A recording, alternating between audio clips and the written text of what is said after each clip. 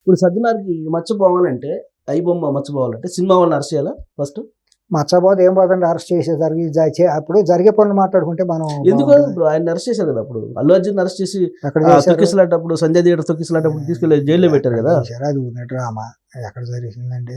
ఇప్పుడు ఆ రోజు కోర్టులు కూడా ఎంత తీవ్రంగా స్పందించినాయి మీరు చూడలేదా? అవును. సుబ్బారావుకి వెంకటేశ్వరరావుకి స్పందిస్తాయట. తెల్లారు గంటల్లో కేసులు తీసేసుకుంటారా? తెల్లవారు లోపల లేకుండా రిమైండ్ చేయకుండా ఆపుతారా? ఆపుతారు కదా. ఇప్పుడు రీసెంట్ గా జగన్మోహన్ రెడ్డి గారి కోర్టులో ఎలా అందుకని ఇవన్నీ చూసే సమాజంలో ఇవాళ మరి పాపం ఆయన సజ్జనార్ గారు లాంటి వాళ్ళకి కూడా ప్రశ్నించే తత్వం ఏర్పడిపోతాను. జనాలు కూడా అంత ఫ్రస్ట్రేషన్ గురైపోయి సోషల్ మీడియాలో వెలగెక్కారు వాళ్ళ దీన్ని. ఇప్పుడు నేను కోర్టు పరిధిలో మరి సుబ్బారావుకి మీరు మన 5 ఏళ్ల దాష్టికానికి గురయ్యారు కదా, పలు కేసులకి గురయ్యారు కదా, మీరు కోర్టుల చుట్టూ తిరుగుతున్నారు కదా, మీకు అనుభవం ఉంది కదా, చేయని పాపానికి ఏది జర్నలిస్టులో వార్త రాసిందని మీ మీద అక్రమ కేసులు పెట్టారు.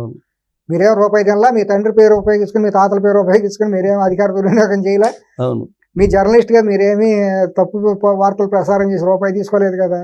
పెద్ద సెక్షన్లు పెట్టి ఒకటే దేశద్రోహం ఆచార్యం ఒకటే మీ మీద పెట్టాలి. ఆ 2 సెక్షన్లు తప్పించి అన్ని సెక్షన్లు ఉన్నాయి మీ మీద.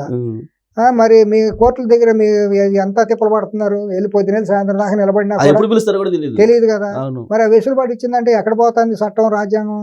ఏంటి ఈ వెసులుబాట్లు, రాయితీలు? వాళ్ళకి ద్రోహులకి దోషులకి కళ్ళ ముందు కనపడుతుంది లక్షల కోట్లు దోసుకున్న ఇది, వాళ్ళకి లేదు. అక్కడికి వెళ్ళిపోయి థియేటర్ దగ్గర ర్యాలీ చేసుకుంటూ వెళ్ళిపోయి దుర్మార్గంగా తొక్కిసలాట జరిగితే ఆ రోజు హావభావాలన్నీ చూసాం. ప్రభుత్వం చర్య తీసుకుంటే ప్రభుత్వం మీద ఇరుసుకుపడ్డారు వీళ్ళందరూ, రేవంత్ రెడ్డి గారి ప్రభుత్వం మీద, బీఆర్ఎస్ వీళ్ళందరూ. ఆ రోజు మరి బీఆర్ఎస్ అధికారంలో ఉన్నప్పుడు ఇదే సినిమా వాళ్ళు టెలిఫోన్ ట్యాపింగ్లు చేశారు, వీళ్ళ సినిమాలన్నిటికీ కప్పం కట్టేసుకున్నారు. ప్రతి సినిమా రిలీజ్ అవ్వాలంటే ఇంత కడితే కానీ సినిమా రిలీజ్ కాదంటే సచ్చినట్టు ఇల్లు కట్టారు. మరి ఆ రోజు ఇదేమీ లేదు. అంటే కప్పం కట్టినా కానీ వాళ్ళు టికెట్ రేట్లు పెంచుకునే దానికి అవకాశం ఇచ్చారు, పెంచుకున్నారు. నోరెత్తకుండా పడి ఉంటే మధ్యలో ప్రజలను దోచేశారు. అంతే, అందరూ చేసి దోసింది ప్రజల్ని, సమాజాన్ని.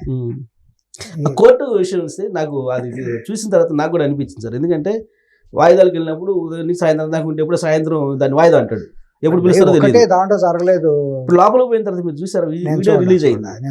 జగన్మోహన్ రెడ్డి కోర్టుకి లోపలికి వెళ్ళిన తర్వాత పతనంకి వచ్చేసిందండి. న్యాయ వ్యవస్థ కూడా పూర్తి పతన స్థాయికి వచ్చేసిందండి. బాధ అనిపిస్తుందండి.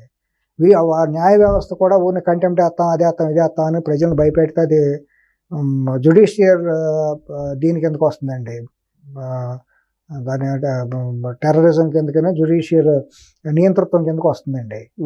అది తప్పు అండి. అది